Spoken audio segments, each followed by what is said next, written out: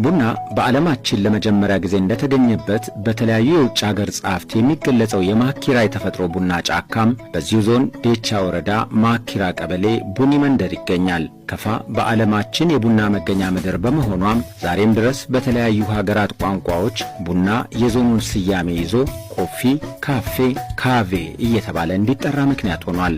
ቡና ለሕዝብ ከሰጠች ምድር ለምለሟ መሬት ናት የከፋዋ ምድር አረንጓዴው ማዕድን በዓለም ተመራጩ ኢትዮጵያ ምድር ላይ ማኪራ ነው ምንጩ። ተፈጥሮ በቀሉ ቡና ዛሬም ድረስ በተለያዩ አካባቢዎች እድሜውን በሚገልጽ መልኩ ያለ ሲሆን የጌላ የጫካ ቡና የዚሁ ማሳያ ነው።